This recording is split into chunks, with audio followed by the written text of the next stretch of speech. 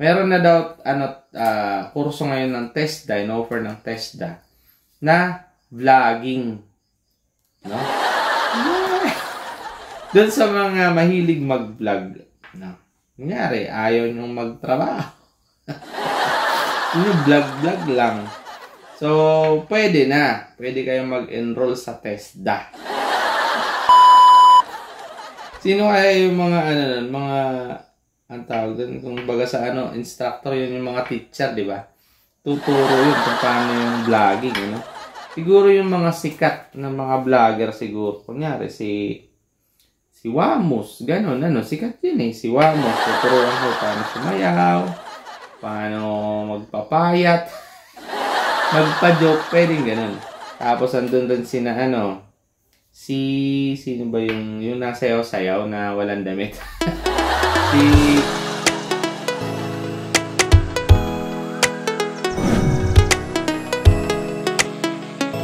What's up guys? So welcome sa ating panibagong vlog. And guys, welcome sa ating mga bagong manonood. Lalo na yung ating merong nanonood sa akin si galing sa Croatia, Galing sa Croatia. Nagtatrabaho siguro siya or doon naninirahan, hindi ko lang alam. Pero nag-message siya na nanonood siya doon sa Croatia. Pero kababayan po natin isang Pinoy. Si Miko Lastimoso. So doon siya sa Croatia. Ano yung Croatia? Yung Croatia po ay nasa bandang Southeast Europe. Southeast Europe. Ganun na. So guys, salamat po sa panonood. Mr. Miko Lastimoso.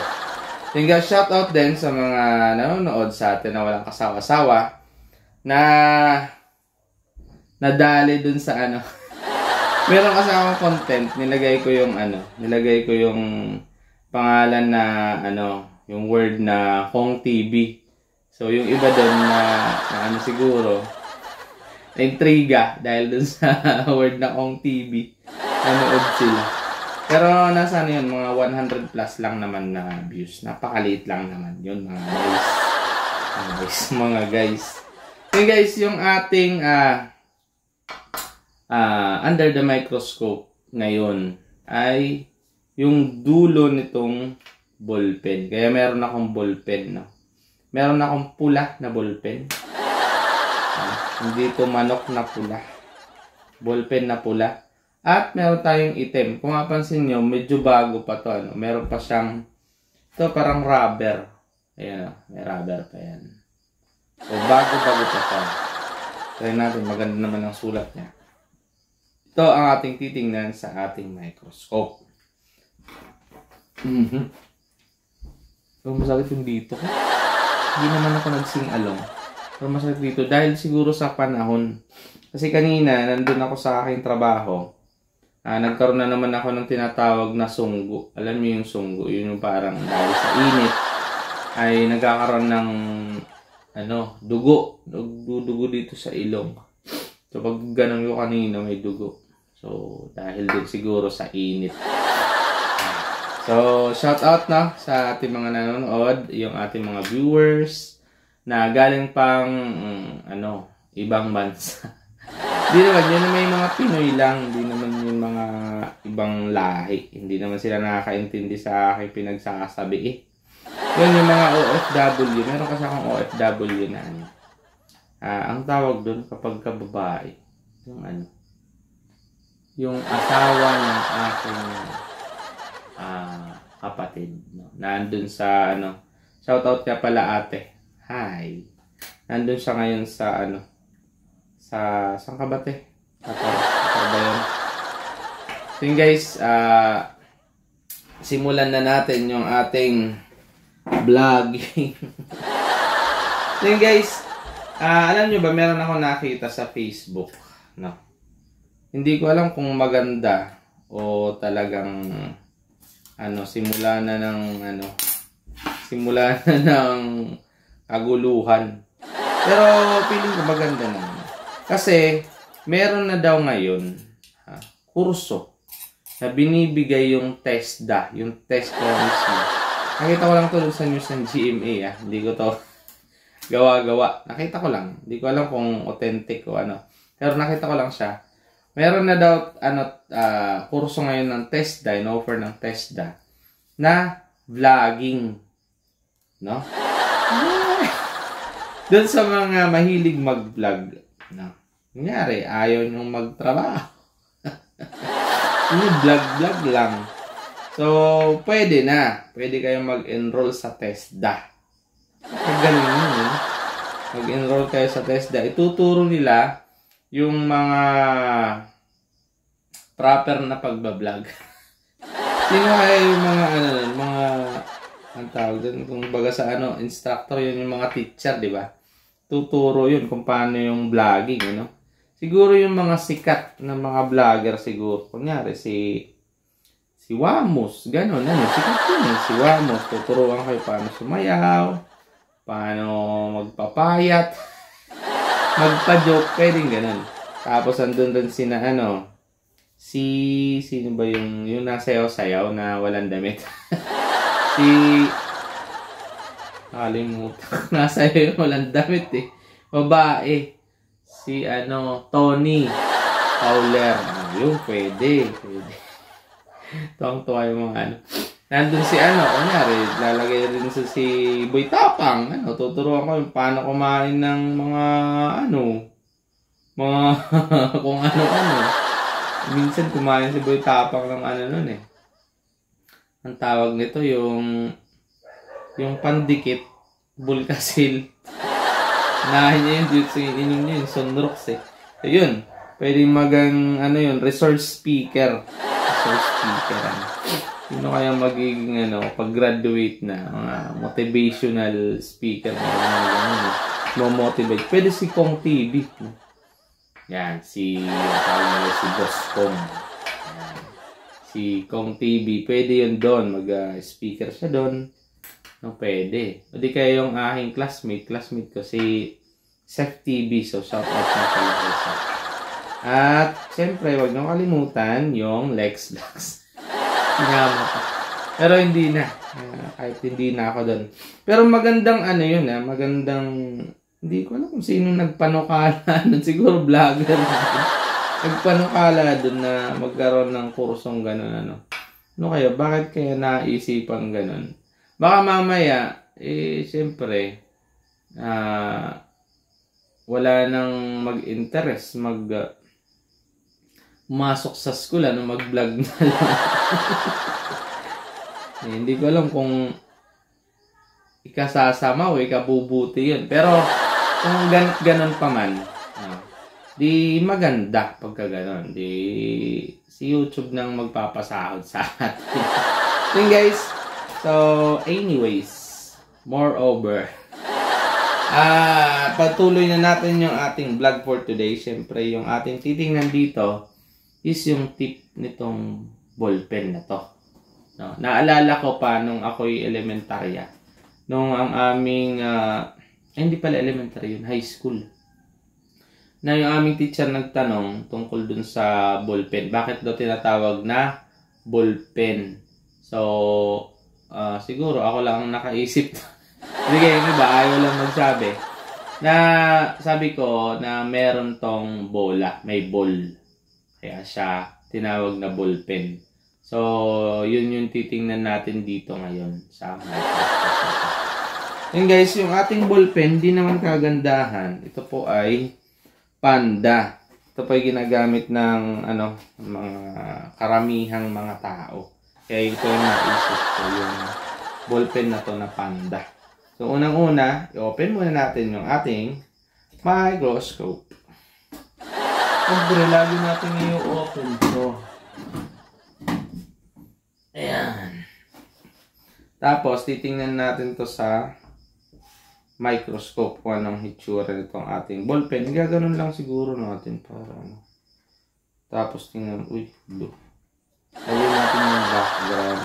Yung kulay, gawin natin white lang. Ayan. At tingnan na natin yung ating ballpen. Ano nakita ko na sa dito?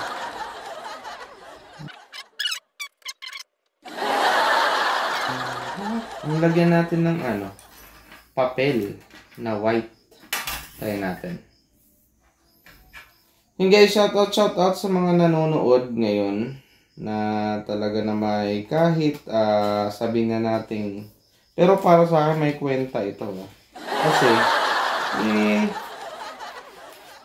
nakakita ka ng under the microscope local edition. So, meron mga gumagawa ng mga under the microscope talaga na may magagaling. Kaya, yan lang. Isip ko lang din.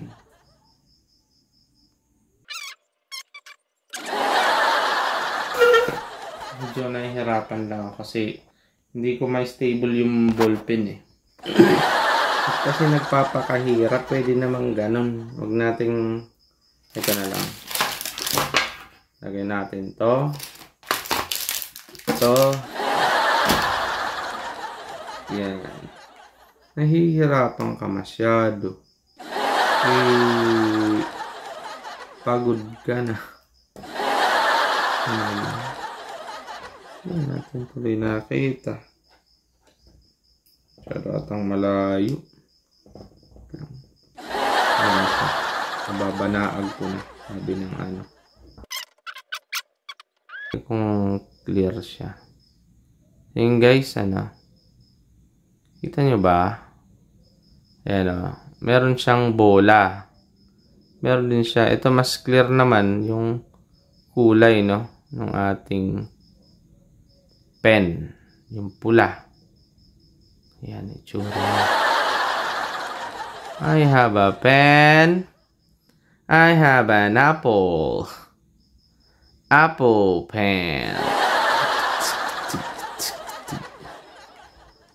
Ayan guys.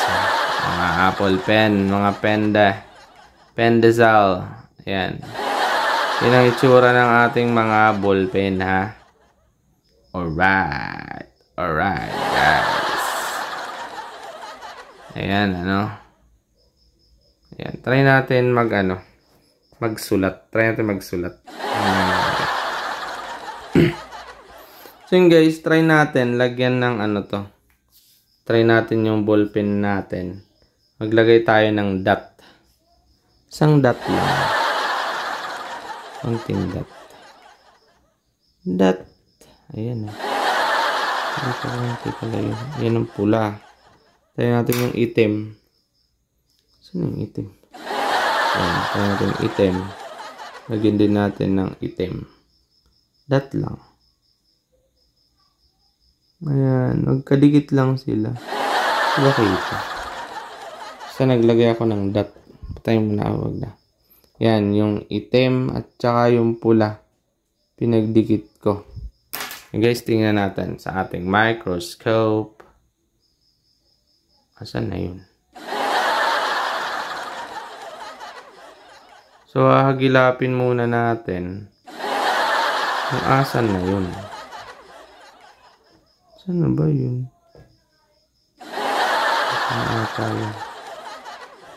Nawawala yung itim. Yun na. Kita ko na. Yung pula. Yun yung pula. Ito yung itim. Hindi na kaya ng ating adjust ko ng konti. Nawala na. Iusog pala rito. Usog natin dito. Ayan nga. Try ko ulit. Hanapin. Ayan yung pula.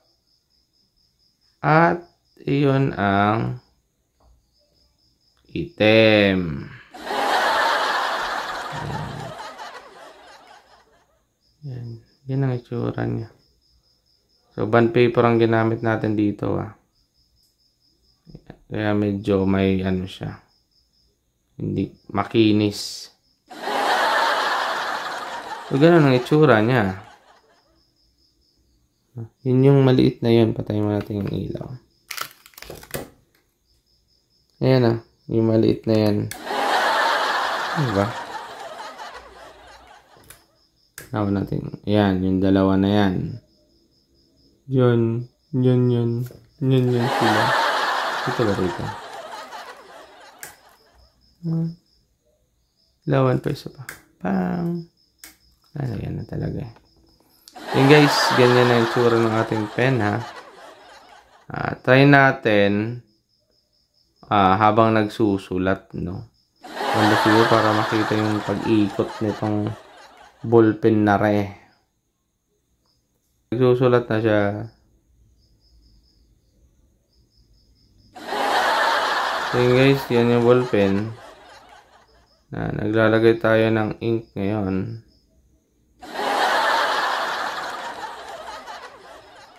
Wala.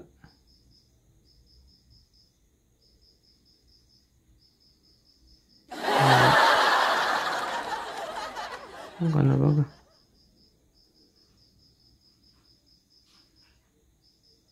Yan. Ayan na, ayan, nagsusulat.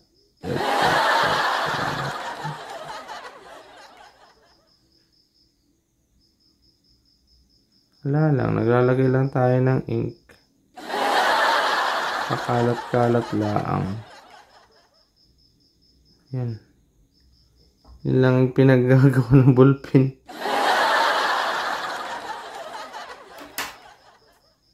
So yun guys, yun lang ang itsura ng ating mga ballpen. Kaya tinawag silang ballpen kasi meron silang ball. Hindi lang natin tinanggal to kasi sayang. Sayang naman pag tinanggal natin to. Sayang yung ballpen. So yun guys, at least nakita nyo yung marka na pag ganon, ano. Yun ay nagbabatsyag. Yun ay talagang nagmamarka na yun ay pabilog. Kaya tinawag siyang ballpen. So yun guys, good luck sa ating mga vlogger dyan. Talaga na may gustong pumasok sa ating TESDA. Kaya mag-enroll na. Yun guys, see you sa aking next vlog. Kung ano man ang ating titingnan, abangan nyo na lang sa aking next vlog. So yun guys, this is Lex Vlogs at see you sa aking next vlog.